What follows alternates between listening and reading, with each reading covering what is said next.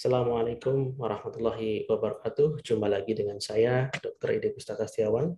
Kali ini kita akan membicarakan tentang infertilitas ya pada pasutri, yaitu pasangan suami istri yang dalam kondisi sudah menikah ya, tentunya pasangan suami istri yang sudah menikah tapi masih sulit ya untuk mendapatkan keturunan. Ya, kita akan bahas itu, kondisi-kondisi yang menyebabkan itu, lalu kemudian ya kita share screen dulu ya. Ini kondisi infertilitas, kenapa pasutri tak kunjung bisa hamil, kemudian apa saja penyebabnya, apa tips yang bisa dilakukan. Oke, ya kita mulai dengan beberapa pengertian ya. Kita harus tahu kondisi fertilitas itu apa. Fertilitas adalah kapasitas untuk hamil dan menghasilkan keturunan. Ya. Kemudian ada istilah lagi yang namanya fekunditas. Fekunditas ini adalah kemungkinan untuk hamil setiap satu siklus bulanannya. Ya. Jadi dalam satu siklus bulanan pada fekunditas pada orang normal ini, pasangan yang normal ini sebesar 20 hingga 25%. Jadi untuk kemungkinan bisa hamil dalam satu siklus itu tidak 100% ya. Ini fekunditasnya 20 hingga 25%. Dengan kemungkinan kumulatif 85 hingga 9% untuk hamil dalam jangka waktu 12 bulan ya. Jadi nanti ini kaitannya juga dengan pengertian infertilitas, kenapa ada kata-kata 12 bulan atau dalam 1 tahun ya. Oke, ini yang saya sebutkan barusan ya. Infertilitas atau kita sebut juga sebagai subfertilitas ya. Ini adalah ketidakmampuan satu pasangan ini pasangan suami istri ya, untuk mendapatkan kelahiran hidup setelah 12 bulan menikah. Nah, melakukan hubungan seksual secara teratur dan tanpa kontrasepsi ya. Jadi untuk menegakkan suatu infertilitas itu harus memenuhi 3 kriteria ini ya. Jadi yang pertama, dia sudah menikah 12 bulan. Kenapa kok 12 bulan? Tadi alasannya karena ada fekunditasnya itu setiap bulan itu tidak ya istilahnya kalau dijumlahkan 12 bulan itu baru mendekati 80-90, mendekati 100% gitu ya. Ini syarat pertama. Syarat kedua adalah melakukan hubungan seksual secara teratur. Jadi buat Pak Sutri yang tidak melakukan hubungan seksual secara teratur ini nggak masuk begitu. Ya misalnya suaminya tinggal di luar kota ya tentu tidak masuk pengertian ini ya. Yang ketiga adalah tanpa kontrasepsi. Jadi hubungan teratur tanpa kontrasepsi memang tidak ada tujuan untuk menunda kehamilan ya. Jadi masuk dalam pengertian infertilitas. Nah kalau sudah masuk dalam pengertian definisi dari infertilitas maka bisa dilakukan konsultasi kepada dokter spesialis kandungan ya, kebidanan dan kandungan apabila pasangan suami istri tersebut belum dikaruniai seorang putra atau putri, belum bisa hamil lah intinya begitu. Nah, kalau pembagiannya sendiri, infertilitas atau subfertilitas ini ada 2. Yang pertama disebut primer, yang berarti ini tidak pernah hamil sama sekali. Ya, yang kedua disebut sekunder, itu di mana kondisi pasangan suami istri ini pernah terjadi minimal 1 pembuahan sebelumnya. Jadi pernah hamil 1 kali misalnya begitu ya, minimal 1 kali. Kemudian untuk mendapatkan kehamilan pada berikutnya ini mengalami kesusahan atau sulit ya. Nah, ini kondisi yang sekunder. Nah, pada data yang ada, 75% pasangan ini akan hamil pada 6 bulan pertama. Jadi memang 6 bulan pertama ini adalah bisa dikatakan ya kalau kita bisa bilang sebelum 1 tahun, sebenarnya 6 bulan kalau memang pasangan suami istri ini belum bisa hamil, ya bisa digunakan sebagai warning ya, istilahnya tanda awal begitu ya, harus waspada begitu.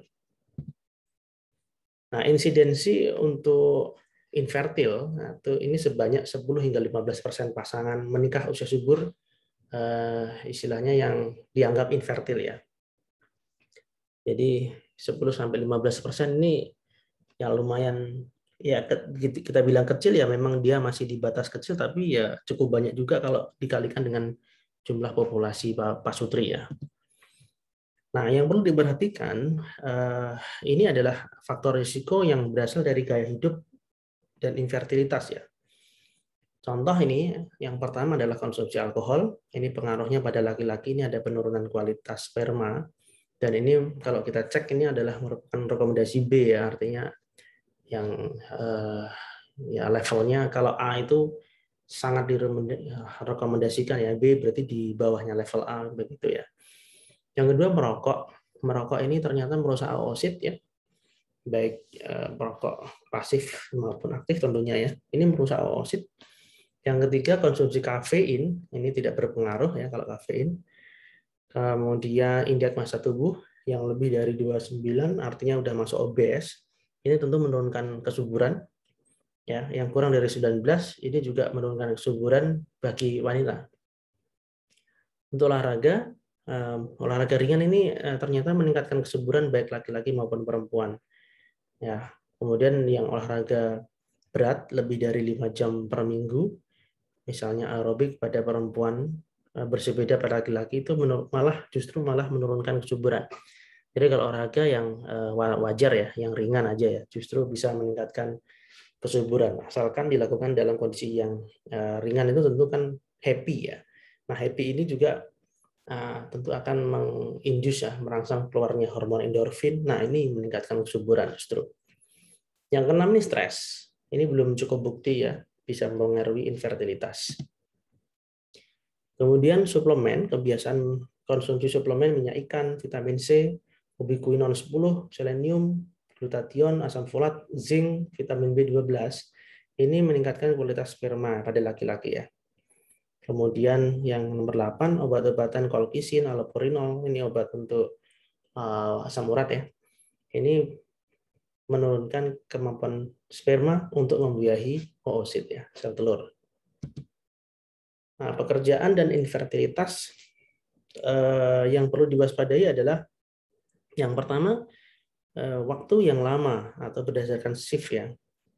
Contoh paramedik ya, ini menurunkan fekunditas. Ya, waktunya lama berdasarkan shift, misalnya paramedis itu kan kerjanya lama banyak begitu ya. Temperatur tinggi, misalnya tukang las, sopir angkot ya. Ini mengganggu produksi sperma ya. X-ray contohnya pada pekerja atau pegawai radiologi, ini menurunkan produksi sperma. Getaran menggali, misalnya pekerja mesin gitu ya, yang membutuhkan getaran-getaran begitu ya. Ini menurunkan produksi sperma. Yang kelima, pestisida dibromochloropropan ya, misalnya petani, ini menurunkan kesuburan baik laki-laki maupun perempuan. Berikutnya kadmium, magnesium, misalnya pekerja pabrik baterai, ini menurunkan kesuburan pada laki-laki. Kemudian kemoterapi ini menurunkan kesuburan pada laki-laki maupun perempuan. Kemudian aseton, ether, glikol, ini pekerja laboratorium, contohnya ya, menurunkan produksi sperma pada laki-laki. Gas anestesi, dokter, penata anestesi, ini menurunkan fekunditas pada wanita atau perempuan.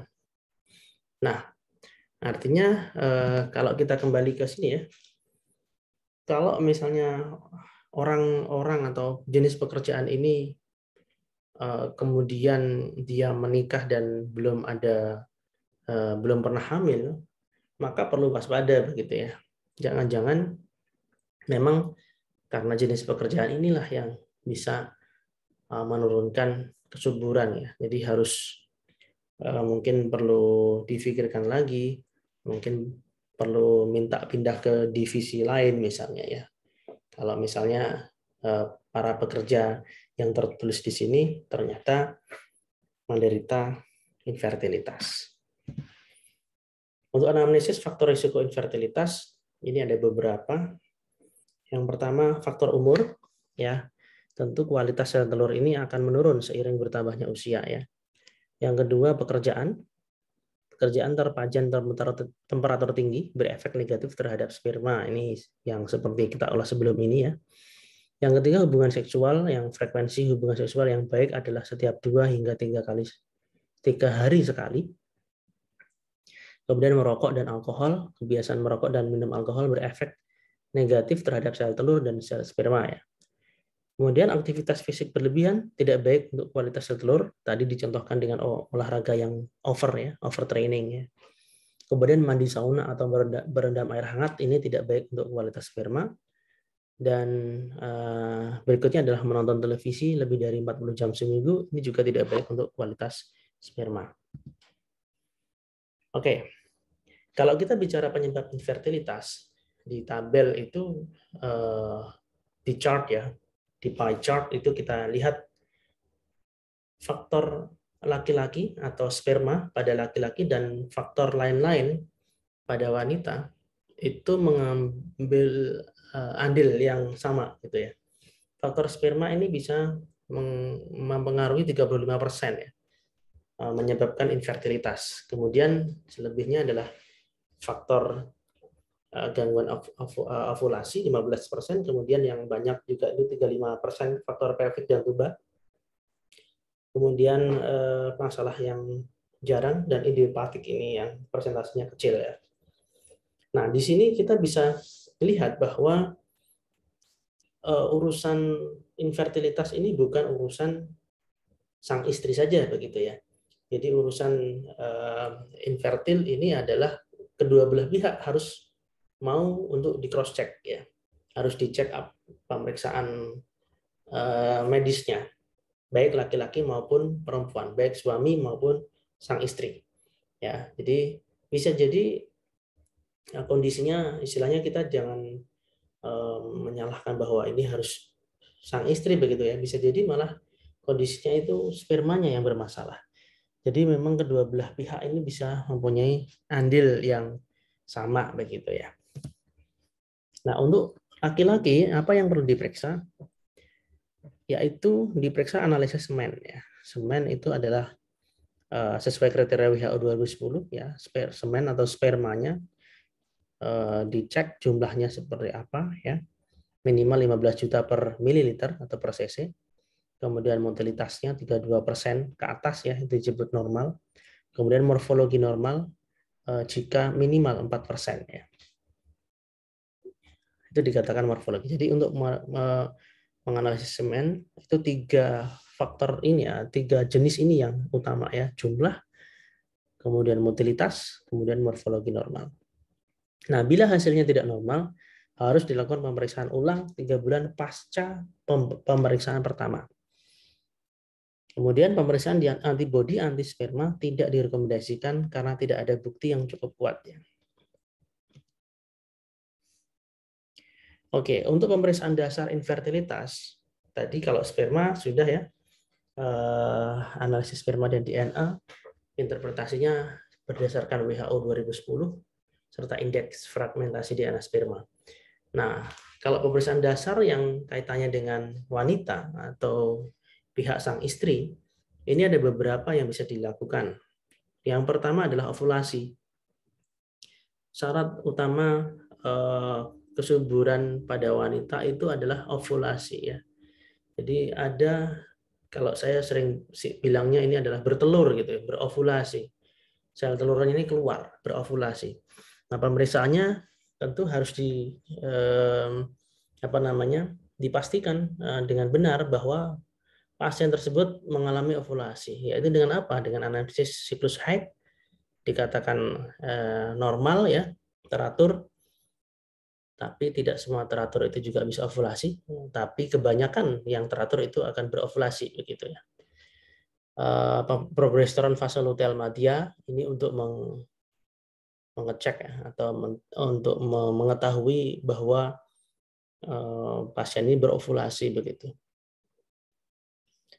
Nah, interpretasinya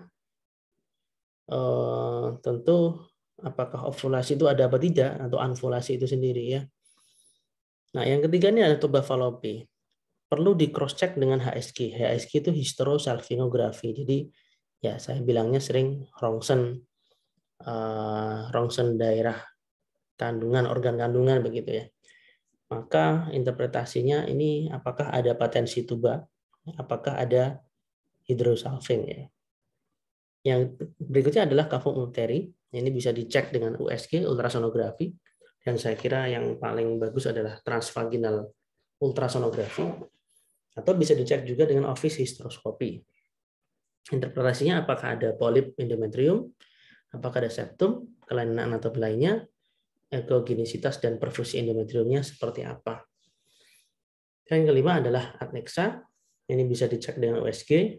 Apakah interpretasinya ada kista endometriosis, apakah ada hidrosalping.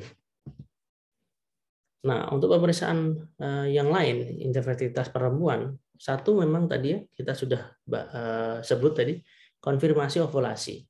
Kita bisa cross-check dari siklus haidnya, bisa di cross-check dari progesteron fase luteal media. Jadi dicek progesteron serum pada fase menstruasi, fase luteal ya, fase luteal media. Yang kedua harus dicek cadangan ovarium ya. Ceknya dengan apa? Satu dengan AMH, ya dengan cek darah lah ya, serum ya. AMH-nya dicek berapa levelnya, berapa angkanya begitu. Yang kedua secara ultrasonografi transvaginal dengan menghitung folikel antral basal. Ya, itu cadangan ovarium. Kemudian untuk pemeriksaan untuk membuktikan tuba falopinya baik apa tidak, bisa dilakukan dengan HSG, hysterosalpingografi, tadi yang saya bilang sebagai rongsen area organ kandungan gitu ya. Kemudian atau dilakukan sono HSG. Nah, untuk mengetahui uterus rahim ya, bisa dicek dengan HSG, USG TV dan sono HSG. Nah, berikut adalah pemeriksaan untuk menilai ovulasi dan cadangan ovarium. Untuk mengetahui ovulasi tentu diriwayat menstruasi harus teratur, progesteron serum ya, USG transvaginal, temperatur basal ini bisa naik, tapi ini subjektif ya. Kemudian dicek juga LH urin. Kita tahu ketika ovulasi terjadi LH surge, gitu ya, sehingga LH ini akan disekresi ke urin. Kalau LH urinnya tinggi berarti itu sedang ovulasi. Dan yang terakhir adalah biopsi endometrium. Nah, untuk mengetahui cadangan ovarium, dicek kadar AMH. Ini diceknya dengan darah juga nih. Kemudian hitung folikel antral melalui USG transvaginal. Kemudian yang ketiga adalah FSH dan estradiol hari kedua atau hari ketiga, ini perlu dicek ya untuk mengetahui cadangan ovarium. Nah, bagaimana menilainya? Disebut respon ovariumnya hiperresponder jika folikel antrabasal atau FAB itu lebih dari 20 dan AMH-nya 4,5 nanogram per mililiter. Disebut normal, nah, normoresponder itu jika folikel antrabasalnya 8 hingga 19 jumlahnya. AMH levelnya antara lebih besar sama dengan 1,2 dan lebih kecil dari 4,5. Nah, disebut low responder adalah kurang dari 7 dan AMH-nya kurang dari 1,2. Nah, sekarang kapan periksa hormon ya? Yang untuk siklus haid tidak teratur lebih dari 35 atau kurang dari 26 perlu dicek ini ya, FSH, LH, estradiol, prolaktin pada hari ke-2 hingga 5 siklus haid. Kemudian untuk konfirmasi ovulasi bisa dicek progesteron, fase luteal media, LH plus 7 ya. Kemudian untuk mengecek cadangan ovarium menurun ya di umur lebih dari 35 tahun, ada endometriosis bilateral, ada kistektomi bilateral ya. Ini dicek dengan folikel antral basal dan jumlah AMH ya di hari ke-2 hingga 5 siklus haid. Oke. Terkait dengan infertilitas, ada wanita tadi yang penyebab paling banyak adalah salah satunya adalah gangguan ovulasi ya. Gangguan ovulasi seringnya juga akan menyebabkan amenorrhea sekunder ya, atau oligomenorrhea ya. Jadi mensnya itu jarang sekali. Normalnya kan 1 bulan 1 kali. Nah ini bisa 2 bulan sekali atau 3 bulan sekali. atau bahkan tidak mens, ya. Setelah sebelumnya dia menstruasi, kemudian berikutnya nggak mens, maka disebut amenore sekunder. Pada kondisi seperti ini, manajemennya adalah kita lakukan uji P. Uji P itu adalah dengan memberikan preparat atau turunan dari progesteron, ya. Istilahnya untuk 5 hari, ya. Bisa 1 kali dosis, bisa 2 kali dosis, ya. Uji P, ya, dengan progesteron 5-10 mg, ya. Nah, kalau uji P-nya positif, ya, disebut positif adalah ada menstruasi. Nah, kalau dia nggak bisa mens, kemudian diberikan preparat progesteron tadi, dia akan muncul menstruasi. Nah, kalau dia muncul menstruasi, namanya uji P-nya positif. Kalau uji P positif, maka mengartikan ada 4 ini. 1, tidak ada obstruksi saluran reproduksi. 2, proliferasi endometrium adekuat. 3, estrogen endogen cukup. 4, poros hipotalamus hipofisis ovariumnya baik. Ya. Nah, setelah kemudian kita cek ini adalah positif uji P-nya, maka kita harus cek tentukan dia itu ovulasi apa tidak. Kalau tidak terjadi ovulasi atau anfulasi, maka kita harus klasifikasikan ini. Apakah ini suatu diminished ovarian reserve? Apakah itu dia kelompok WHO kelas 4 dengan hiperprolaktinemia atau kelompok WHO kelas 2 yaitu SOPK atau PCOS, ya. Polycystic ovarian syndrome. Ini kalau uji P-nya positif. Bagaimana jika uji P-nya negatif? Ya, setelah dilakukan pemberian konsumsi progesteron tadi 5 hari ternyata negatif nih, nggak ada perdarahan, withdrawal bleeding. Maka kita harus melakukan uji EP, ya. Uji EP dengan memberikan preparat estrogen dan progesteron. Jadi nggak cuma progesteron saja. Bisa diambilkan dari PLKB, ya. PLKB kan ada kombinasi antara estrogen dan progesteron. Nah, jika setelah konsumsi obat-obatan tersebut atau uji P, jika positif, maka dia akhirnya bisa mens, ya. Bisa terjadi withdrawal bleeding. Nah, ini artinya masih 2 nih. Apakah harus dicek nih, apakah FSH-nya rendah atau E2-nya rendah? Maka ini disebut kelas WHO yang pertama, atau disebut juga hypogonadotropin hypogonadism, hipo-hipo, kita bilangnya begitu, ya. Tapi kalau ketika kita cross check dengan FSH tinggi atau E2 rendah, maka inilah yang disebut WHO kelas 3, ya. Disebutnya hiper-hipo, hypergonadotropin hypogonadism. Nah, kita kembali ke uji EP. Tadi kita bicarakan uji EP-nya kalau positif. Bagaimana kalau negatif? Nah, kalau negatif inilah kompartemen justrunya yang pertama, ini ada gangguan peradangan dari endometrium. Nah, atau disebut juga malah di sini adalah jika uji EP negatif adalah Asherman syndrome, ya. Nah, pemeriksaan lanjutan. Secara klinis ini ada amenorrhea atau oligomenorrhea seperti yang saya singgung tadi. Kemudian ada uji P positif. Kalau positif begini, ya, kita cross check AMH-nya apakah tinggi atau normal. Jika tinggi, kita cek prolaktinnya apakah normal atau tinggi. Maka diagnosisnya adalah WHO kelas 2 SOPK, terus yang bawah adalah WHO kelas 4 hiperprolaktinemia. Nah, berbeda dengan jika uji P-nya negatif nih, maka dilakukan uji EP.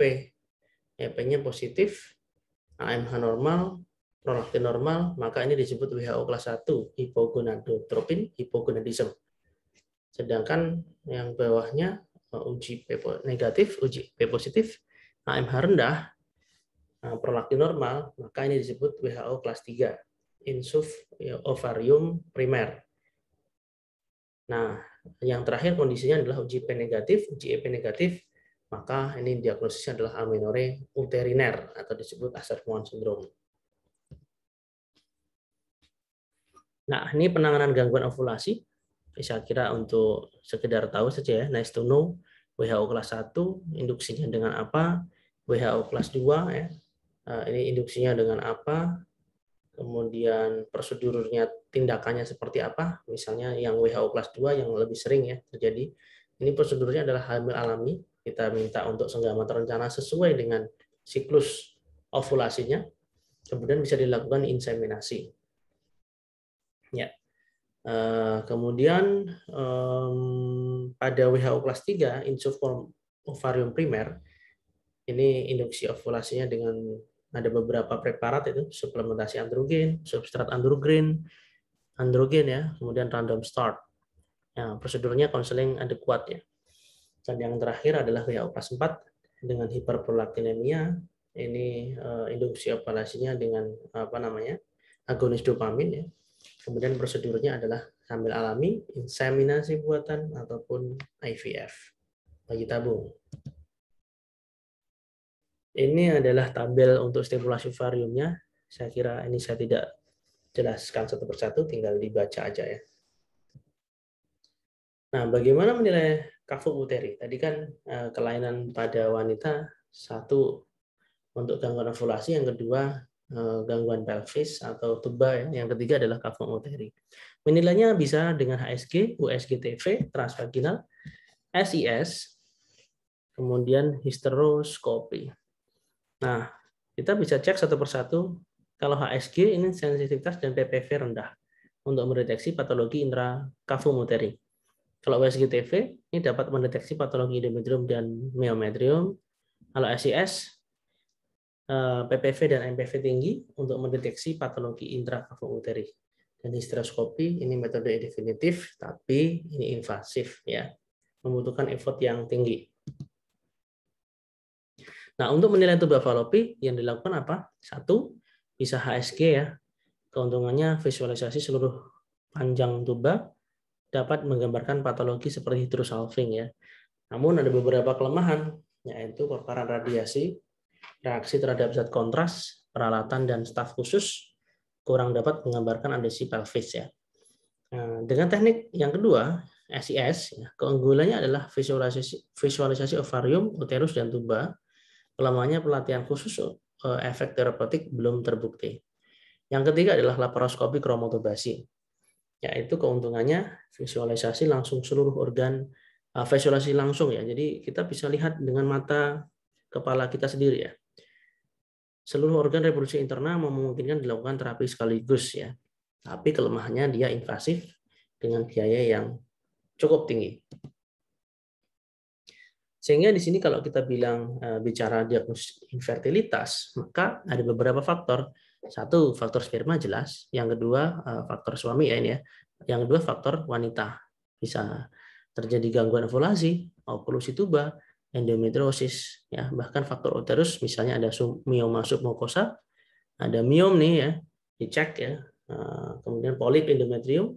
Kemudian yang ketiga ada adenomiosis. Berikut adalah tabel untuk penanganan endometriosis atau adenomiosis.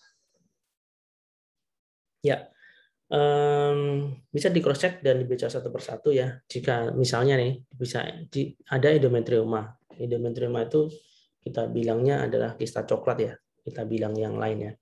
Misalnya cadangan ovarium ini kita cek normal-normal. Nah, spermanya normal-normal ya. Atau abnormal pilihan ketiga. Nah, maka tuba falopinya jika paten, maka ini bisa diinseminasi, pembedahan ya, inseminasi ya, FIF, in vitro, IVF ya, maaf ya, IVF-nya ini lebih baik ya, dilakukan ya dibandingkan tidak ya. Kemudian pada kondisi yang tuba falopinya non paten, tentu ini langsung lanjut IVF ya, bagi tabung ya. Nah, yang ketiga adalah ketika kondisi spermanya abnormal, maka ini juga lebih baik langsung IVF. Dan seterusnya silakan dibaca sendiri ya. Oke, kemudian kapan Pak Sutri ini harus berkunjung? Kunjungan pertama, silakan mau kapan datangnya, kapanpun untuk konsultasi setelah memenuhi kriteria tadi ya. Definisi berdasarkan definisi infertilitas ya. Nah, kunjungan pertama apa yang dilakukan? Satu, riwayat haid akan ditanya ya. Kemudian perkawinan, pekerjaan, gaya hidup, hubungan seks, IMT, evaluasi uterus dan anexa, jadwalkan pemeriksaan dan profilaksis klamidia. Ini yang pertama. Dan biasanya kita sarankan ya kalau pertama ya di awal-awal siklus menstruasi gitu ya. Yang kedua adalah kunjungan yang kedua khususnya adalah untuk pemeriksaan HSG, sono HSG, analisis sperma, kemudian office hysteroscopy bila perlu, pap smear bila perlu. Dan yang kunjungan ketiga adalah konfirmasi ovulasi bila perlu. Ya, kemudian diskusi hasil dan diagnosis, jelaskan rencana penanganan definitif ya. Nah, ini ada angka 21 di sini, ini adalah bisa dilakukan konfirmasi ovulasi ya. Dengan cek tadi fase luteal madria ya. Progesteron. Nah, untuk kesimpulan, satu, infertilitas merupakan masalah berdua, baik suami maupun istri. Jadi bukan masalah sang istri aja begitu ya. Yang kedua, tipsnya adalah cek definisi infertilitas ya. Jadi satu, jangan terlalu terburu-buru ya. Yang kedua, biar kita tahu batasannya supaya lebih cepat periksa ke dokter kandungan. Yang ketiga, segera periksakan jika sudah memenuhi kriteria definisi infertilitas ya. Jadi supaya tidak terlambat, karena memang kalau terlambat otomatis usia juga bertambah. Tadi telah disinggung usia juga berhubungan dengan kualitas dari sel telur maupun sel sperma. Sekian saya kira untuk pengantar infertilitas ini. Semoga ilmu ini bisa dimanfaatkan, diaplikasikan, dan mohon maaf atas segala kekurangan. Assalamualaikum warahmatullahi wabarakatuh.